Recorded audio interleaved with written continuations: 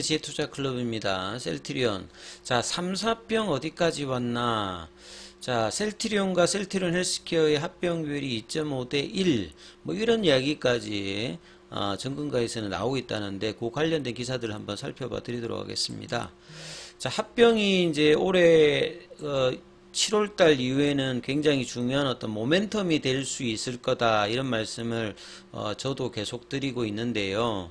이 합병에 따라서 셀트리온 헬스케어, 셀트리온 제약의 뭐 세 개를 다 갖고 계신 분도 있고 셀트리온만 가지고 계신 분도 있고 뭐 헬스케어를 가지고 계신 분도 있는데 이 합병 비율에 따라서 자기 어떤 이제 평가 그러니까 합병 가액에 따라서 합병 비율이 어떻게 정해지느냐에 따라서 합병했을 때 주주들 사이에서 이제 조금 이제 이익 관련되는 부분들이 바뀌게 되기 때문에 합병 비율이 어떻게 되느냐, 그 다음에 합병 비율이 이제 정해지고 난 다음에 여기에 이제 조금 이제 거부하시는 분들의 어떤 매수 청구권이라든지 이 부분들을 이 페어밸류 형태로 3사가 다 이제 시장에 존재하기 때문에 주가의 어떤 뭐 합병이 결정되었을 때 뭐 하루, 그 전날 일주일, 그 다음에 한 달, 요렇게 해서 이 평균을 내 가지고 결정하고 여기에 이제 좀 조정을 또 이사를 통해 할 수는 있어요.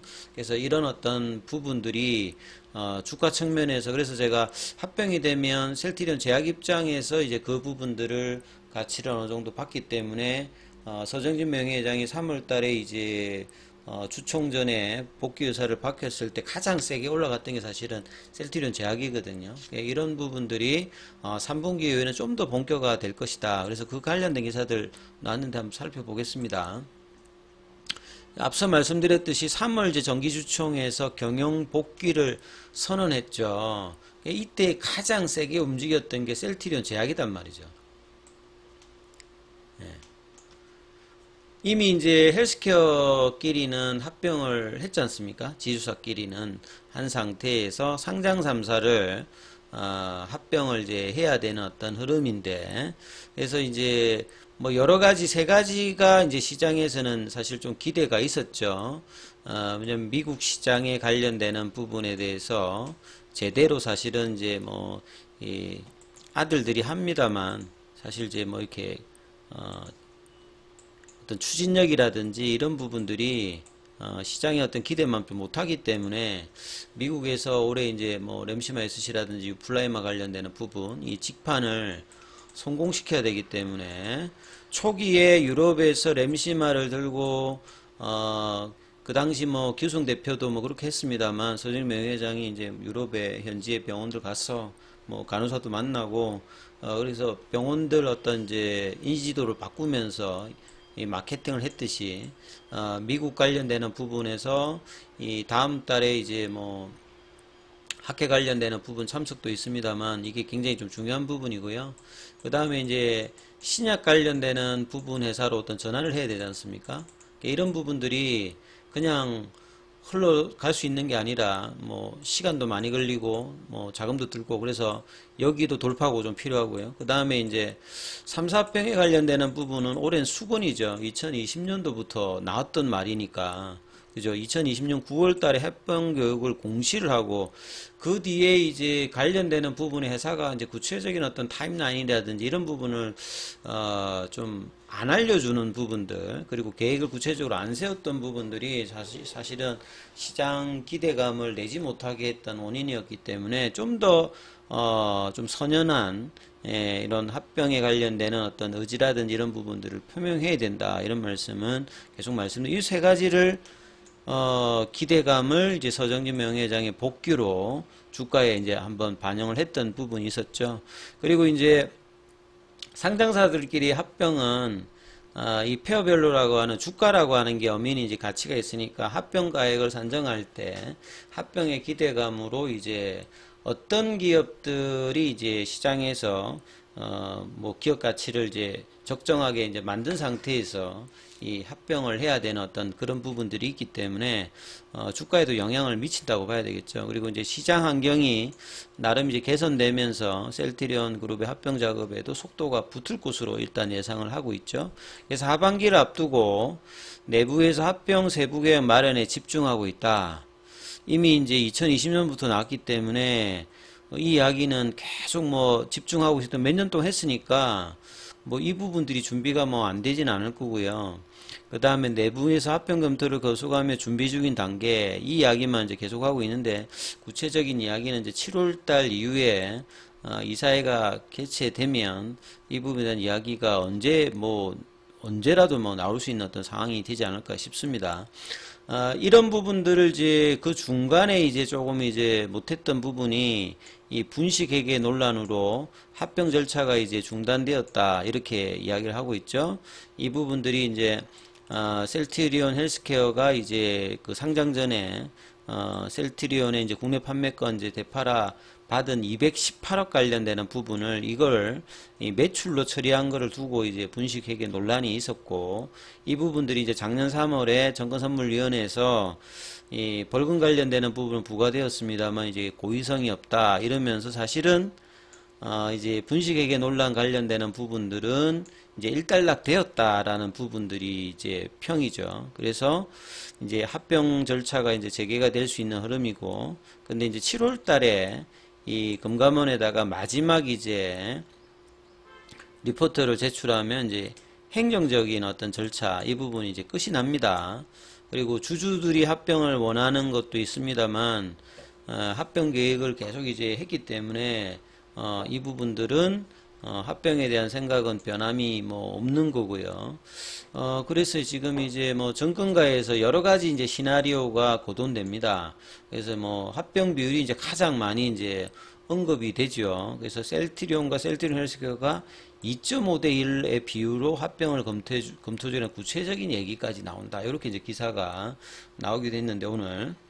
그러니까 요거로 만약에 본다면 셀트리온과 셀트리온 헬스케어의 비율 자체가, 이 비율 자체가 뭐 2.5대 1이 아니라 뭐 3대 1이다, 4대 1이다, 이렇게 가면 이제 셀트리온을 가지고 있는 입장에서는 높게 평가해 주는 거죠. 그러니까 비율에 따라서 이제 각 회사의 어떤 가치들, 그리고 이제 합병이 되었을 때 뭐 흡수합병이냐, 뭐 신설합병이냐, 뭐 거기에 따라서 다릅니다만, 만약에 흡수합병이 된다라고 했을 때는 이 흡수되는 어떤 회사의 주식을 갖고 있는 분들은 이게 합병, 뭐 교부금 이런 것들이 안 나간다면 그 합병되는 회사의 주식으로 이제 받게 되겠죠. 그러니까 이 비율에 따라서 받게 되기 때문에, 비율이 어떤 데 따라서 자기의 지금 어떤 이제 가지고 있는 주식보다도 더 뭐 수익이 날 수 있는 구조가 어떻게 되냐, 그거 때문에 이제 굉장히 이 부분들이 이제 중요시하는 부분이다 봐야 되겠죠.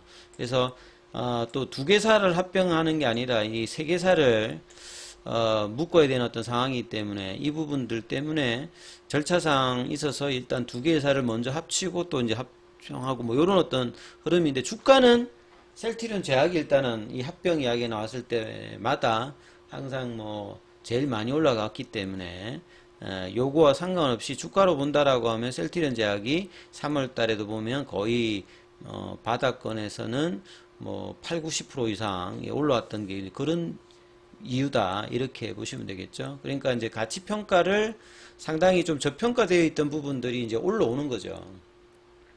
예, 저평가되어 있는 부분들은 이제 주가가 올라가서 합병가액이 되는 거고, 그 다음에 좀 과도하게 올라와 있는 부분들 입장에서는 이제 이 부분이 좀 조정받을 수도 있고, 그리고 이제 합병 비율은 회사가 임의로 이건 상장 회사이기 때문에, 비상장 같은 경우에는 뭐 자산가치, 뭐 수익가치, 뭐 이렇게 해가지고 뭐 하는 게 있는데, 이 3사는 다 이제 시장에서 이제 거래가 되고 있는 회사니까 회사가 임의로 정하는 건 아닙니다.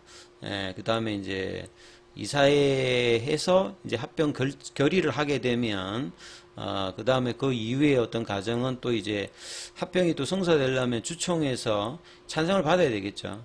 그래서 이제 합병 비율에 따라서 이제 뭐 여러 가지 이야기들이 나올 수 있는 게 이제 그런 연유다, 이렇게 보시면 될 것 같고, 저는 이제 합병이 이제 되는 게, 일단은 뭐, 낫다라고 생각합니다. 이게 내부 거래라고 하는 거라든지, 본래 이제 셀트리온과 헬스케어를 쪼갰을 때 어떤 그런 사항이 이제, 이미 이제 지금 정도의 어떤 매출액과 이런 걸 본다면, 굳이 나눠져 있을 필요가 없다고 생각하기 때문에, 본래 이제 서정진 명예회장이 초기에 이제 뭔가, 어려움이 생기면 살리기 위해서 일단 그 제조 관련되는 부분과 유통 부분을 분리했기 때문에 이 부분들은 이제 이 정도 규모면 정상적으로 이제 합병하는 게 맞다라고 봐야죠. 그래서 이제 그러면 내부 거래가 이제 사라지기 때문에 그 부분 때문에 뭐 주가가 하락할 수도 있다.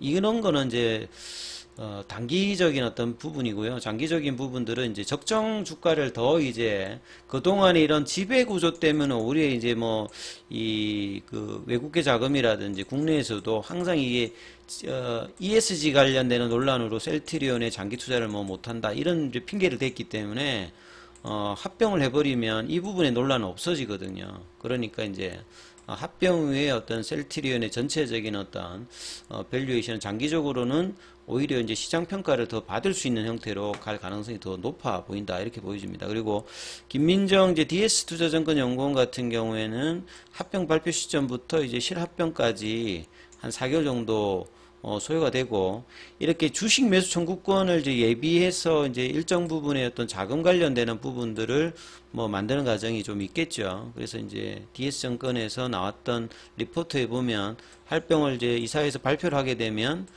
최종까지 한 4개월 정도가 열리고 이거하고 별개로 M&A는 진행될 가능성이 있겠죠. 왜냐하면 이제 뭐 신약 개발이라든지 추가적인 어떤 부분들을 하기 위해서는 M&A까지 이어지는 어떤 흐름들이 뭐 올해 내년에 또 나올 수 있는 어떤 부분이 있다라고 보여집니다. 그래서 주가 측면에서 보게 되면 셀트리온이 지난주에 일단은 이제 볼린저 밴드 태깅에 좀 실패를 했어요.